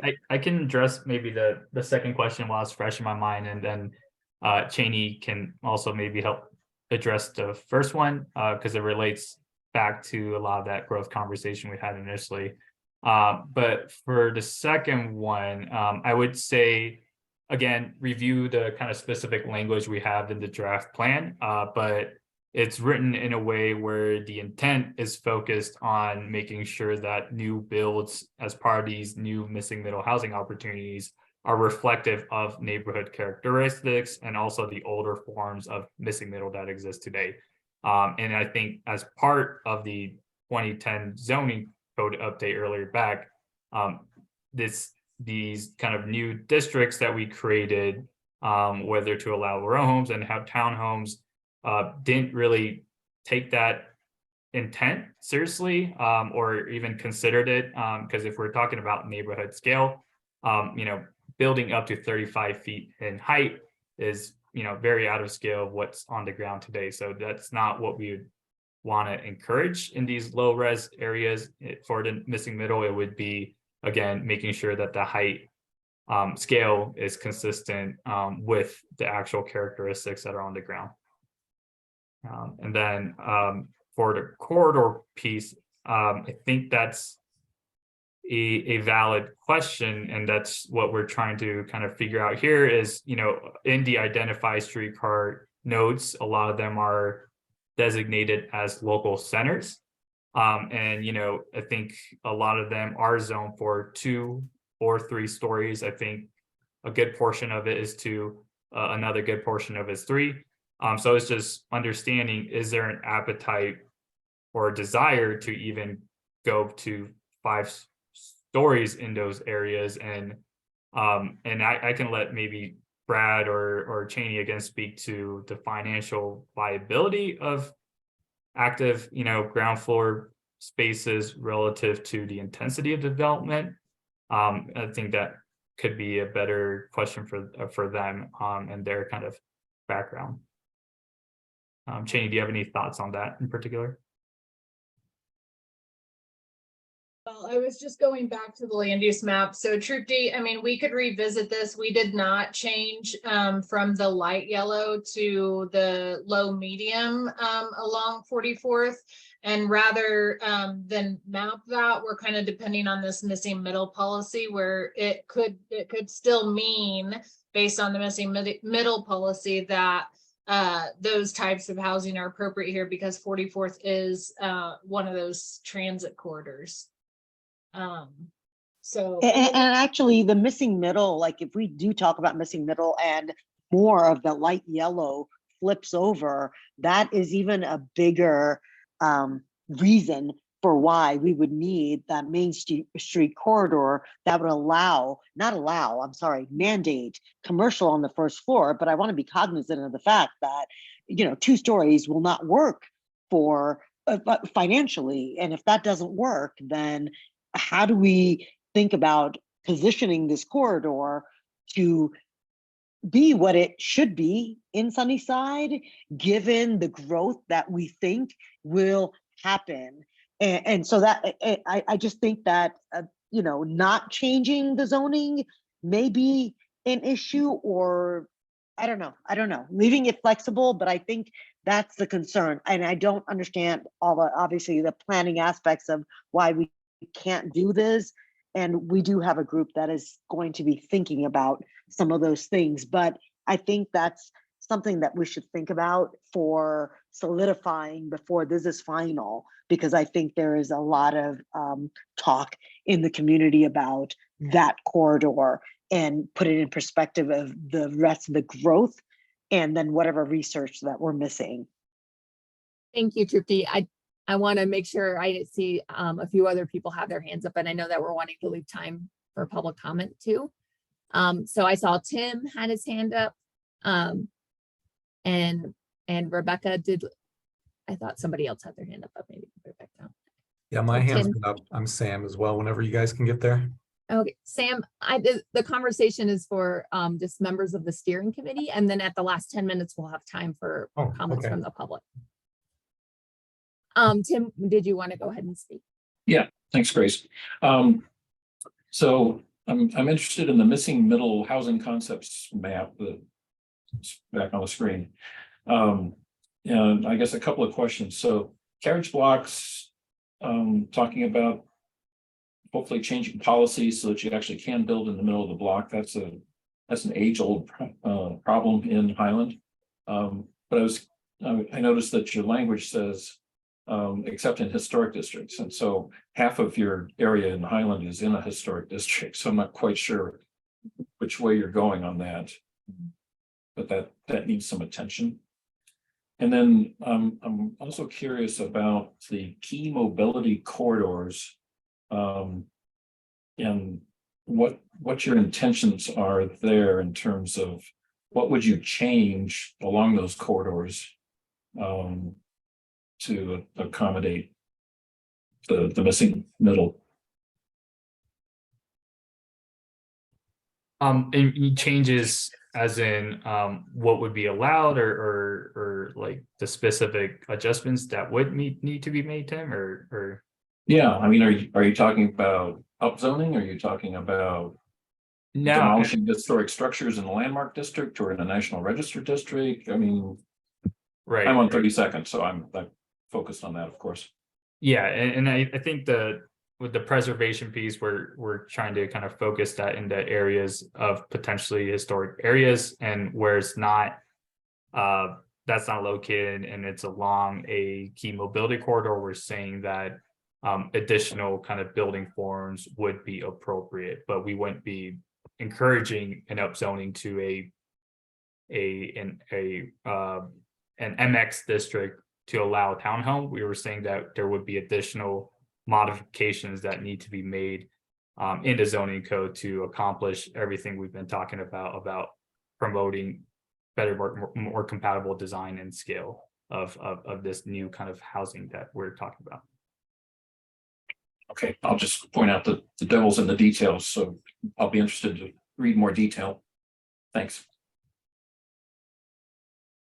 And Rebecca, I saw you had your hand up. You might have put it down. Did you have a comment still, or no? Nope. And Renee, I don't know if your hand's still up from earlier or if you had a new comment. Yeah. Okay. Did anyone else have comments about the policies kind of themselves, or the different approaches? Or if not, we could talk about also, we just have a few minutes left, but thoughts about where the locations are of the proposed changes. Did anyone have thoughts about where kind of the preservation bonuses, or where they're targeting the anti-displacement priority. Did anyone have thoughts about kind of in looking at the map where things are, where we're targeting those policy changes? I do if no one else does. Yeah, go ahead, Renee. There's I agree with the focus on major corridors, increasing the opportunity to build more density there. I think one of the places we're losing that opportunity is around parks. That's a great place to, whether we do it through the missing middle policy or the allowance for heights, like allowing that around parks in addition to major corridors, just because it's a quality of life factor. And when you get more people, being around that open space really helps to offset some of the density. And then on the heights, I would ask us to be really cognizant of the price point break in construction. I mean, when you're building like lumber-based construction on a concrete platform, that's about 6 stories. And if you go above that, you then have to build a still framed building. And so if a zone allows 5 to 8 stories, you're probably only going to get, you shouldn't expect 8 stories. Rarely is that going to happen. And so looking at those breaking points is really important. And I wasn't sure about the difference. Are we going to have both those height maps in this plan so that you have the base height and the allowance? Is that how that is done now? Sung, did you want to speak to that, or? Yeah, I think that is the general idea that we're going for these neighborhood plans, is to provide the base heights, but then also the potential heights that could be achieved with the now adopted affordable housing incentive. Okay. Thanks. And then Tim, maybe you'll close us out with one more comment, and then we'll open it up for public questions. You're on mute, sorry. You were asking, for other comments or opinions on some of what was on here, the missing middle housing. I was interested to see that the anti-displacement priority areas exclude all of Highland. And maybe, I don't know if that's just a statement of facts that we've already displaced everybody that used to live in our neighborhood, or what the intent is, but I found that a little, baffling for what it's worth. No, thank you, Sad. Tim. I don't know if we wanted to speak to that, or if we just Sung, if there was, or Cheney, if there was a reasoning for that. The mapping was based, it's a good point and heard, but the mapping was based on some of the previous maps due to looking at incomes and vulnerability to displacement and other indexes that are in the briefing book. And when we overlaid like 2 or 3 of those specific areas that we've outlined, were all of them combined. But essentially it should be a policy probably everywhere. Mm-hmm. Well, I want to make sure that we give the promised public comment time. Councilwoman Sandoval, I see your hand up, but I imagine you can share your comment during that time. I imagine we'll have time for it. And I also wanted to let people know that we hear that you needed your feedback, that you need more time to digest all this information. And I know Sung, I imagine you can be available to answer questions as they come up as people are reviewing the draft. If they weren't able to kind of, if as they read through they have questions. And we can kind of discuss how to approach next month's meeting in consideration of allowing people time to kind of process and give feedback. I think we could talk about that a little bit more in the next step slide. But if we want to let public comments for those that want to speak, and then we can get to those slides. Okay, Right. And I And think then, Councilman was saying, is that is that a new hand raise? Sorry. I just So caught that one now. of the things that we've encountered in city council when we are applying, when projects are applying for low income tax credit, LIHTC projects, they are not being able to use the height incentives. So I'm nervous that I heard you a couple times talking about height incentives. We don't have a 4-story zone district. So what, to Renee's point, what she was talking about, the economics of a building, like how developers actually build, I feel this plan isn't exactly married up with actually how buildings are built. So today we had a rezoning in West Colfax that just went through a neighborhood plan that's using low income tax credits to keep affordability in West Colfax. They're rezoning to 5 stories, but they can only go 4 because CHFA won't grant them our height incentives don't work. And so I think that we have to also have this conversation to where Renee just mentioned, what's the reality of actually building and making sure that we're building to that.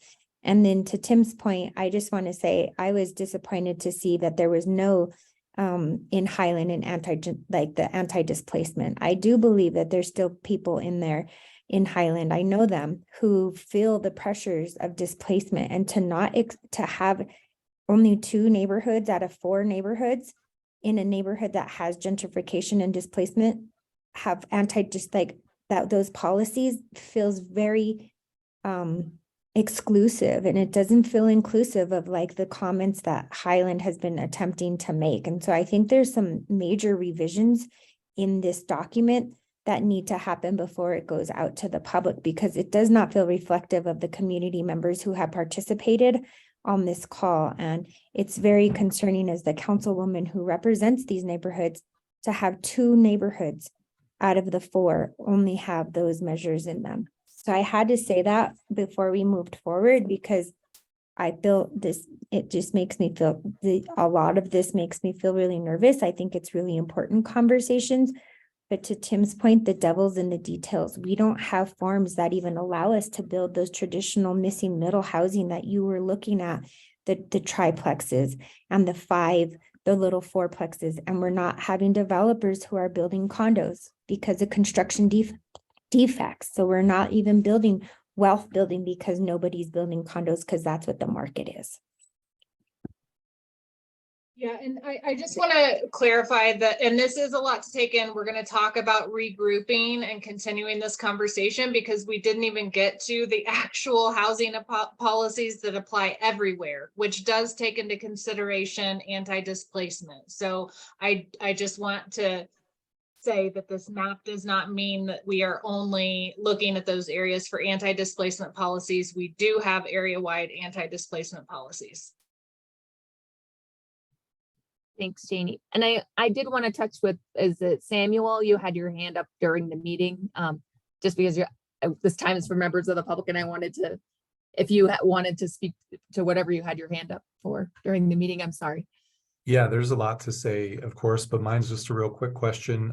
When we were looking at those 3 models for the missing middle, just quickly, are there any policies or rules about, any additions that are built on, whether it's the preservation one or the others, any requirements or rules about the addition matching the original construction in terms of aesthetics, what it looks like? Because some of the pictures I could be really on board with, it looks great.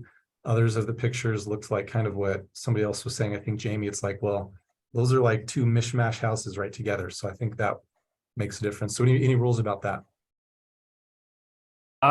No, but I think we can maybe speak to that intent a little bit better in the plan, potentially about, if as part of this preservation bonus, to make sure that future additions are complementary of the existing structure, so that you don't end up with this mismatch that you're describing. Yeah, I think that's big, similar to what the Sunnyside overlay has been looking at, of just kind of preserving the character that way. I think that makes sense to have that be part of it.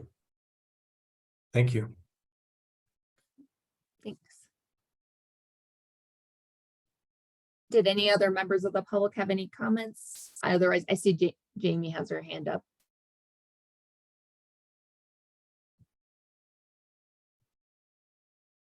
Jamie, did you have a comment?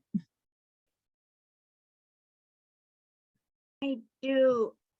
I know that Trupti has been speaking a lot about the 44th corridor.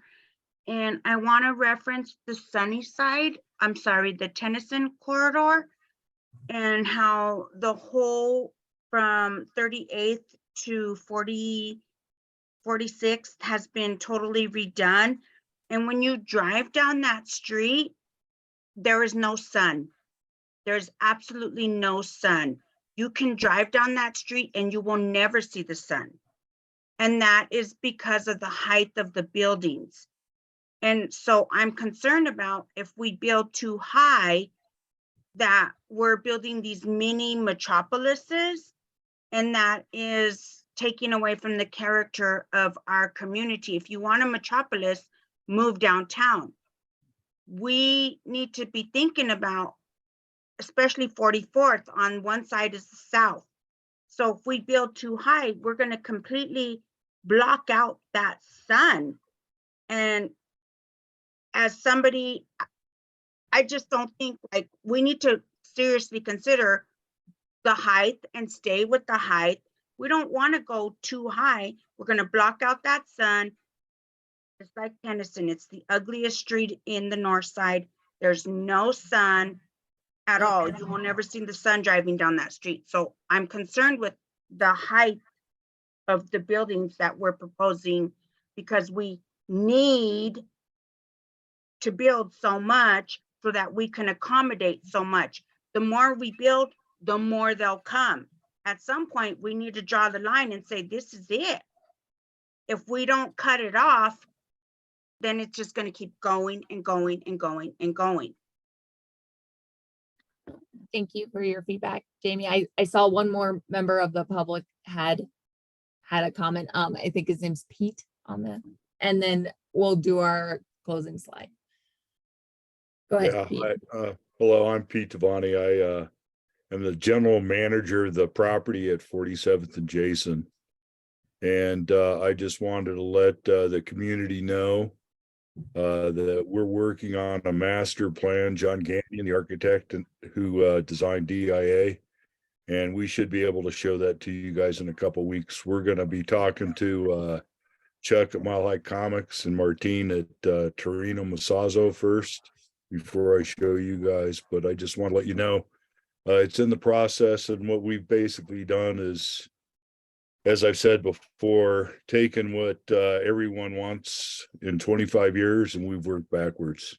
And the reason why I'm sharing it with you at this time is because I'm pretty excited for what John has come up with for part of the area as a master plan. I believe the the community as a whole will really like it. So just want to let you know. Hey, Pete, I thought we were going to have the exclusive. I thought you're going to, do this at Sunny first. Well, We need to talk. I'll be able to, after I talk to Chuck and Martine. Unfortunately, Chuck's wife got hurt Nanette, and he yes. wasn't available this week. So, I was and only then kidding, Martine, but I'm looking forward to it. I know, but Martine, I need to show up on Sunday before he gets busy. So, but like I said, I think everyone will like what we're trying to do to rejuvenate the neighborhood, not regentrify it. And one thing that I wanted Pete, to throw I don't out want to there, cut just you up, but 'cause- I want to make, I'm sorry, Okay. Pete, I just want to make sure if people have to go, they can hear the next steps real quick. But if the people want to hang on and hear more about what Pete is telling about with this master plan, I just want to make sure people hear next steps before they maybe sign off. So Sung, did you want to speak to that? So, Yeah. I'm sorry about that. Right, yeah, no problem. So yeah, again, 3-week review period for Conveo. But I do want to, it seems like there's an interest potentially in an optional follow-up meeting sooner rather than later to have a follow-up discussion on this while it's fresh in our minds, and maybe give you a little bit more time to review the document as well as a presentation. So if we offer that up even before our May meeting, would folks be interested in that? Essentially, so Are you suggesting an additional meeting ahead of our planned monthly meeting or pushing everything Potentially, back? yeah, potentially if we offered that up, who might be interested. If so, I just need to kind of regroup with our team and see what that might look like. But just wanted just to kind of respond to maybe some of the earlier feedback that I've been hearing about, just kind of wanting to potentially dig into this more if we feel like we want to do that before. So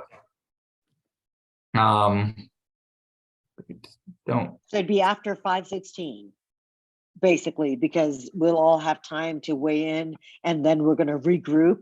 You'd need another week after 5/16 to, you know, aggregate all the things and then we would regroup. I'm trying to figure out the timeline here. Yeah.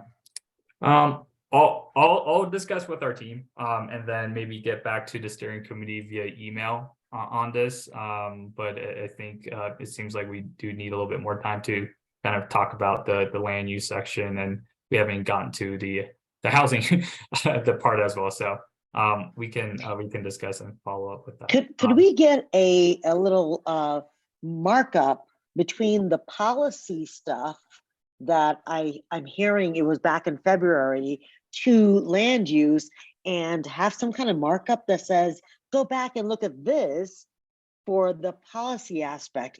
I mean, that's kind of the level of stuff that we're missing here, right? It's like we go through this one set, it's like, oh no, all that stuff's over there. We got to go back over there. Can we figure out how to integrate this stuff so as the committee, or, you know, even as community, we're able to put this stuff together and look at it at the same time to understand what is actually being proposed? Because otherwise it's in two different places and we're completely disintegrated there. So can we figure out how to do that? Yeah, I can try to wrap my Sorry, head.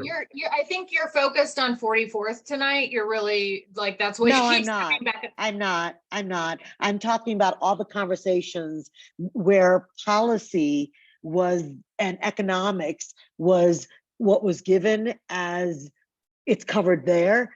I'm just saying every time that is actually the intersection, can we get information where the intersections are covered so we know where to look? I am focused on 44th, but I heard more of this than just 44th. So how do we do this so that it's easier for everyone to kind of keep up and connect the dots? That's what I'm missing. And I'm, you know, I think other people maybe as well.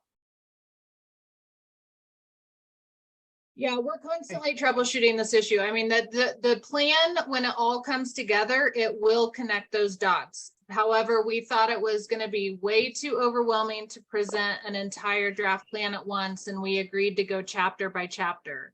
So if you're interested in, you know, the policy recommendations around like economy and like that you were referencing earlier, those are provided in the economy draft that was, you know, back in February, and I'm sure Sung can resend out those links to the draft document. But I mean, these are different chapters in the plan. They're all developed to the same level. So economy and housing is one chapter, land use and built form is another chapter. That we're discussing tonight is the land use and built form. Yeah, and But we have to include- integrate those as we think about what makes sense. And I think that's where the challenge is for folks over here and not folks on your side who kind of can compartmentalize this and know what's going on. But I think, I mean, I'm a steering committee member. The community is in even a bigger cluster than I would be for understanding and connecting the dots on this. So I'm just trying to think about at least land use, very important to me. If policy is the other big chunk, I'd love to see something that integrates the two and says, go here for this and go here for this, and have both documents readily available. I will try to do that myself, but I think this is an issue. Yeah, I'll send both those documents, and we do try to do the cross references so that where a policy or strategy from the economy section is relevant to the land use, we will reference that in there. But yeah, to Cheney's point, I'll send the documents together and keep in mind on how to better connect these kind of policy ideas, if they're not already being connected through a reference or something or a different approach. So I think what she's saying, Sung, is it's hard to weave this all together. You all eat, sleep, breathe land use. You've all looked at this. I mean, you've had this draft multiple times. You wrote the draft. So for those of us who are digesting the draft and haven't had the opportunity to like have conversations sitting down and saying, hey, how does this work with the economic policy? It's confusing for all of us because we haven't, and though we all agreed for us to have these chapters come down all together, we don't continue to talk about this as a group to see how they all, the intersection of all of them, right? Where you probably have had those conversations with Cheney and all higher ups and Courtney and Parks and Recreation. You guys are constantly talking about how all of this can meld together so that you could get us the draft. So I think that's just what I'm hearing in the chat and what I'm hearing in through all of this and through like Jamie's and even Tim, all of it. It's just, it's a lot. And we've Okay. intentionally asked that. I'm not saying it's not on you. It's just that blueprint number is complicated and these plans are all complicated. And when we talk about policies, I think about citywide policies. We don't have any of these policies. They're recommendations from a neighborhood plan, but until we get them at the higher level policy for citywide policies, they don't get implemented. All that gets implemented are rezonings. okay. No, I Thank you. think, yeah, I get that. And okay, we'll figure out an approach to kind of help better connect the dots there. Okay. Great. Well, I think we're a little bit over time, so thank you everyone for sticking around. And I will keep everyone updated in terms of next steps. But please do kind of look at the draft document when you can and provide comments, and we'll follow up with kind of next step items on a future meeting. We also did finalize our reservation for North High for that June 22nd date we were targeting. So just keep that on your calendars, and I'll make sure to update the meeting invitations as well. So and I think that's it for today. So Thank you, everybody. thank you, everyone. Thank you, Ron. Thank you. Have a good night.